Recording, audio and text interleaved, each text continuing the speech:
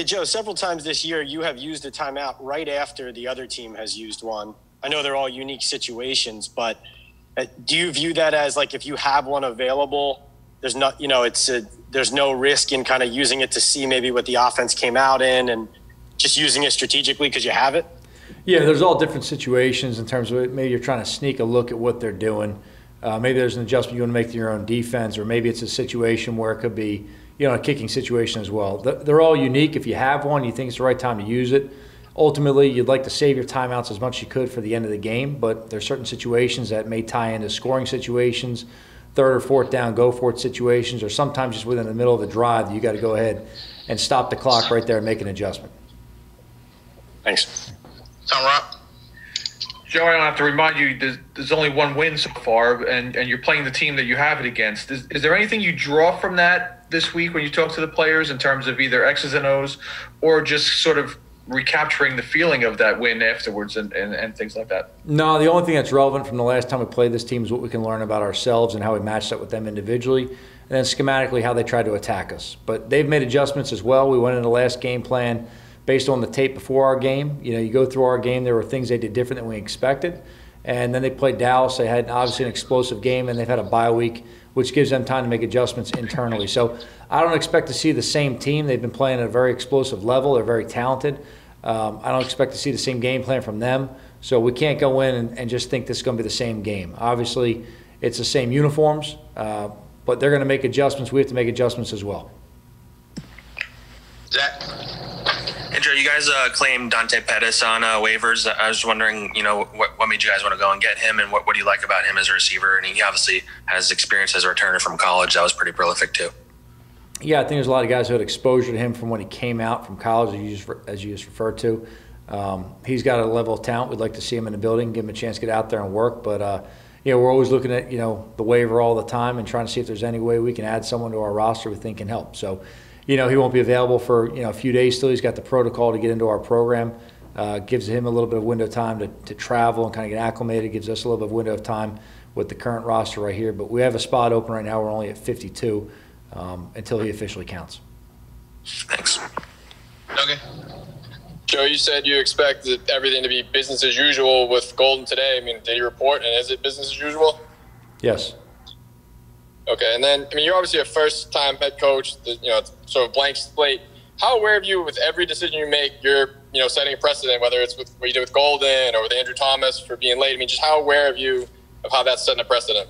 Yeah, I'm conscious my decisions will always be looked at throughout the building and throughout the decisions I make. Biggest thing I have to do is be consistent in the decisions I make based on the circumstances involved. So I've got a philosophy. We have team rules are clearly laid out to our players. There's not a lot of gray area in anything we do as a program. So, it's what it is. Thanks, Joe. We'll take three more, Jordan, Paul, and Zach. Jordan. I have a different question, but just to follow up on that for a second, did you feel the need to talk about this specific case with the entire team, and what's the thinking behind that when you get into these situations? Yeah, I address decisions with the team on a regular basis. So if something happens, I'll talk to them in a squad meeting, or I'll address the captains individually or as a group. But whoever needs to be communicated with, I always keep them in the loop. And also, what have you thought about your defense this year, and how much more are you able to throw at the guys now? Maybe you're midway through the season than you were early in the season. Yeah, I think at this point in the season, Jordan, they're used to some of the multiples we're dealing with. It's given them some time, working with Pat and those coaches of really getting kind of a feel and being on the same page as them. And you can see the players able to handle more right now. Not because they couldn't handle it mentally before. It just was a new system. There's a lot of details in terms of how you want to do things. When I turned the tape on from the other night, I saw our defense doing a lot of things that we've been working in one way or another over the last, month or so, that are really starting to take shape in the way that we really picture with the details, the understanding, the adjustments, the communication. So that's moving in the right direction. I think Pat's doing a great job with that. The entire defense staff does a tremendous job in terms of trying to find the right matchups for our guys and the right plan on a weekly basis. Paul Schwartz. Hey, Joe. Hey, Paul. Hey, you talk all the time about things you'll tolerate on the team with the players and things you need to improve with the team, with the players. But you always mention the coaches with that too, players and coaches. Is this a sign of how demanding you are with your staff? And also, do you look at this as a growing staff also that needs to improve along with the players? I need to improve. Every coach on the staff needs to improve. Every player needs to improve. That's our job. On a daily basis, we have to come and be better than we were the day before. So there's no exception, no matter what your record is, what point you are in your career. That never stops. Improvement has to be the constant right there. But the reason I talk about the coaches is because, yeah, we're all held accountable. We're all responsible for how our players are playing, how our units are playing, how our team is playing. So that's our job. We're measured by the results on the field. So every coach is held accountable like every player is held accountable. And it starts with me. Thank you. Zach? Joe, what did you think of Andrew Thomas the other day? Did you think he took a step forward? Yeah, I've seen this guy take a step forward every week. I thought he did a good job the other night along with Shane and Matt and Nick and Cam and Kevin. I thought they all played a good game, played a tough game. There's obviously plays you turn on. You have to correct technique or maybe an assignment or communication thing. That's always going to happen. We're always striving for the perfect game. But within that, we're all perfectionists, so we're always going to find something to go ahead and pick on and make sure we tweak and improve. That being said, this guy's been playing with great effort every game. He's been doing a really good job coming to work every day and just putting the team first and doing everything we ask him to do. I just want to hear Art. Hey, Joe. Yeah. Logan shared with us yesterday the story about what had transpired with his wife and the medical situation, but he told the story, I think, to kind of praise you and the organization and what you're trying to build. Can you shed any light in terms of your approach when something like this happens with a player? I know earlier this season, what happened with Derek Dillon and said, letting him go home and come back. How important is that to let your players know that that's the way things work within your program? I think you have to keep things in perspective. There are some things that, a guy may come to you to and you say, hey, look, we can't miss practice or game for that. And there's other things that are real life critical.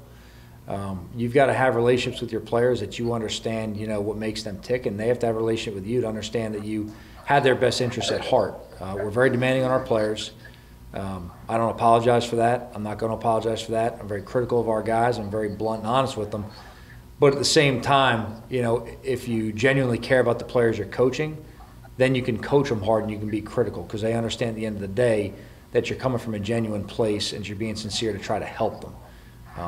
I don't want to go too far into Logan's situation. Pat mentioned to me earlier that he had shared that story. I mean, just to me, look, there comes a point where you've got to keep in perspective that your job, no matter what the profession is your job, and your family is your family.